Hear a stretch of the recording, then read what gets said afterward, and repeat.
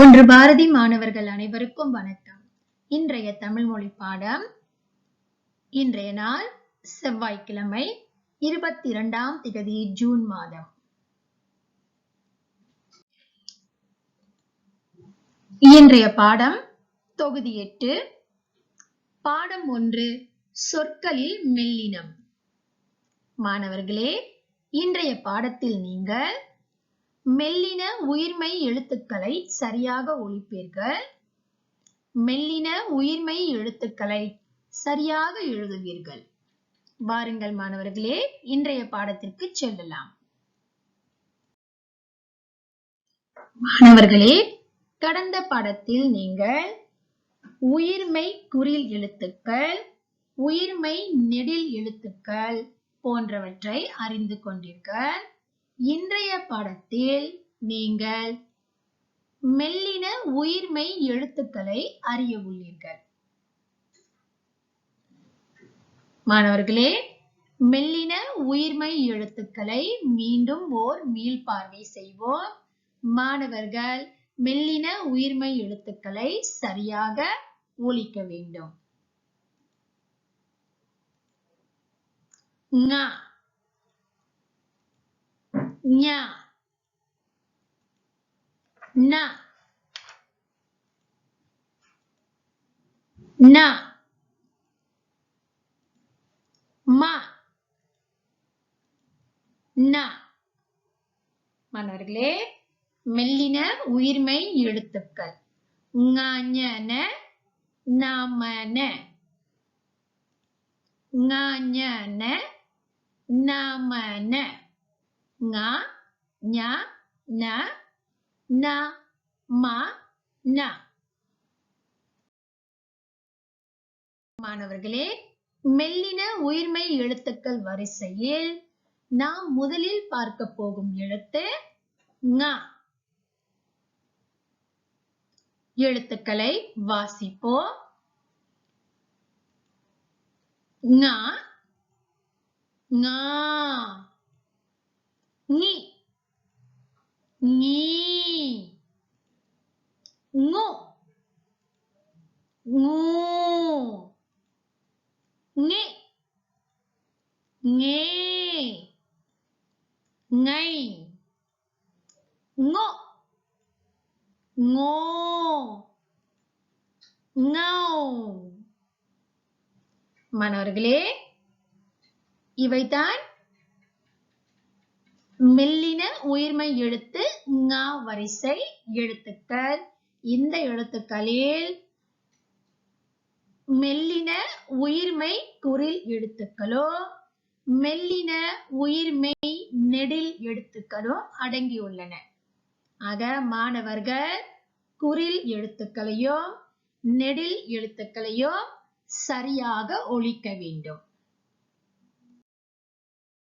மாணவர்களே, அடுத்த மெல்லின உயிர்மை எழுத்து ஞ. ஞ வரிசை எழுத்துக்களை வாசிப்போம். ஞ, ஞா, ஞி, ஞீ, ஞு, ஞூ, ஞே, ஞே, ஞை, ஞொ, ஞோ, ஞௌ. ஆக மாணவர்கள் எழுத்துக்களை வாசிக்கும் பொழுது, உயிர்மை எழுத்துக்களை வாசிக்கும் பொழுது குறில் மற்றும் நெடில் எழுத்துக்களை சரியாக ஒலிக்க வேண்டும்.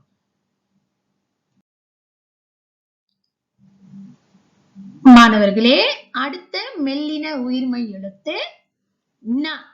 இதனை 3 சுழி ந என்றும் அழைப்போம், டன்னகரம் என்றும் அழைப்போம். ந, நா, நி, நீ, நு, நூ, நே, நே, நை, no, no. மாணவர்களே, அடுத்த மெல்லின உயிர்மெய் எழுத்து ந. இந்த எழுத்தை தன்னகரம் என்று அழைப்போம். ந, நா, நி, நீ, நோ, நோ, நே, நே, நை, நோ, நோ, நௌ. ஆக மாணவர்கள் எழுத்துக்களை வாசிக்கும் பொழுது நிறுத்தி நிதானமாக தெளிவாக வாசிக்க வேண்டும். ஒவ்வொரு எழுத்துக்களையும் சரியாக ஒலிக்க வேண்டும். அடுத்த மெல்லின உயிர்மெய் எழுத்து ம. ம, மா, மி, மீ, மோ, மூ, மே, மே, மை, மோ, மோ, மௌ. மாணவர்களே, அடுத்த மெல்லின உயிர்மெய் எழுத்து அதாவது இறுதி எழுத்து ந. இதனை இரண்டு சுழி ந என்றும் அழைப்போம், ரன் நகரம் என்றும் அழைப்போம். ந, நா, நி, நீ, நோ, நூ, நே, நே, நை, நோ, நோ, நௌ. ஆக மாணவர்களே, இந்த எழுத்துக்களை நீங்கள் சரியாக ஒலிக்க வேண்டும். குறில் எழுத்துக்களையும் நெடில் எழுத்துக்களையும் சரியாக ஒலிக்க வேண்டும். ஆக மாணவர்கள் இந்த எழுத்துக்களை சரியாக வாசித்து அதனை காணொளியாக பதிவு செய்து என்னுடைய தனி தொலைவரிக்கு அனுப்பி வைக்க வேண்டும். சரியா மாணவர்களே? மாணவர்கள் வாசிக்கும் பொழுது ஒவ்வொரு எழுத்தையும் சரியாகவும் நிதானமாகவும் நிறுத்தியும் வாசிக்க வேண்டும். மாணவர்களே, இன்றைய பாடத்திற்கான பயிற்சி நடவடிக்கை நூல் பக்கம் 50. மெல்லின உயிர்மெய் எழுத்துக்களை எழுதி சரியாக ஒலித்திடுக. ஆக மாணவர்கள் மெல்லின உயிர்மெய் எழுத்துக்களை எழுதி சரியாக ஒலிக்க வேண்டும், அதாவது சரியாக வாசிக்க வேண்டும்.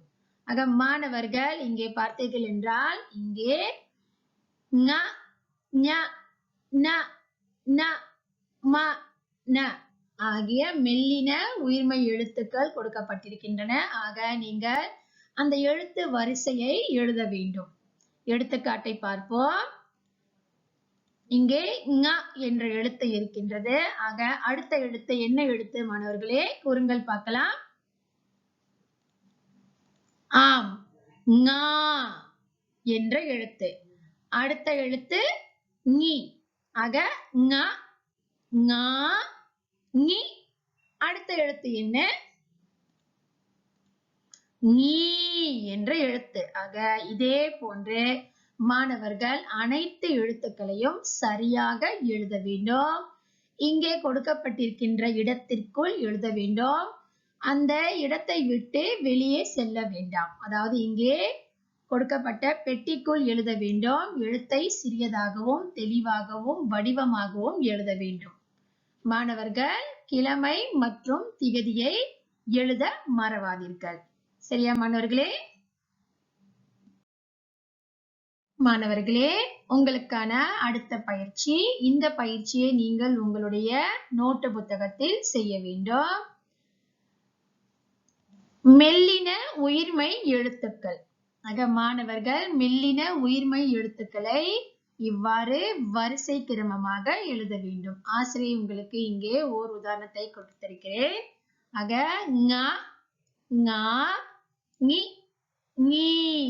இதே போன்று நீங்கள் அனைத்து எழுத்துக்களையும் எழுதிவிட வேண்டும். இங்கே ஆசிரியர் ங என்ற மெல்லின உயிர்மெய் எழுத்து வரிசையை கொடுத்திருக்கின்றேன். நீங்கள் மற்ற மெல்லின உயிர்மெய் எழுத்துக்களையும் எழுதிவிடுங்கள். ஒரு பக்கத்தில் 2 எழுத்து வரிசை எழுதினால் சரியாக இருக்கும். அடுத்த எழுத்துக்களை அடுத்தடுத்த பக்கங்களில் எழுதுங்கள். மாணவர்களுடைய கையெழுத்து தெளிவாகவும் வடிவமாகவும் இருக்க வேண்டும். வழக்கம் போல் கிழமை மற்றும் திகதியை எழுதி தலைப்பை எழுதி நீங்கள் இந்த எழுத்துக்களை எழுத வேண்டும். சரியா மாணவர்களே? மாணவர்களே, நோட்டு புத்தகத்தில் நீங்கள் எழுத்துக்களை எழுதும் பொழுது அங்கே கொடுக்கப்பட்டிருக்கின்ற கோட்டின் மீது தெளிவாகவும் அழகாகவும் எழுத வேண்டும். ஞ என்ற எழுத்தை எழுதும் பொழுது மாணவர்கள் சரியாக கவனித்து எழுத வேண்டும். இங்கே ஞ என்ற எழுத்தை எழுதும் பொழுது இங்கே கீழே இருக்கின்ற இந்த வளைவை நீங்கள் இவ்வாறு கோட்டிற்கு கீழே கொண்டு வந்து பிறகு மேலே கொண்டு செல்வது போன்று எழுத வேண்டும். இதுதான் ஞ எழுதுவதற்கான சரியான முறை. அடுத்த எழுத்து நு. நு என்ற எழுத்து அதே போன்றுதான் நீங்கள் சுழியை எழுதி பிறகு வளைவை எழுதும் பொழுது கோட்டிற்கு கீழே கொண்டு வந்து பிறகுதான் நீங்க இந்த கோட்டை மேலே கொண்டு செல்ல வேண்டும். அடுத்த எழுத்து நு. இதுவும் அதே போன்றுதான் சுழியை எழுதிய பிறகு இந்த வளைவை நீங்கள் சரியாக கோட்டில் இடிக்குமாறு கொண்டு வந்து பிறகு இந்த கோட்டை மேலே இழுக்க வேண்டும். மாணவர்கள் எழுதும் பொழுது சரியாக கோட்டின் மீது எழுத்துக்கள் இருப்பதையும் பிறகு கோட்டிற்கு கீழே இருக்க வேண்டிய பகுதியை நீங்கள் கோட்டிற்கு கீழே எழுத வேண்டும்.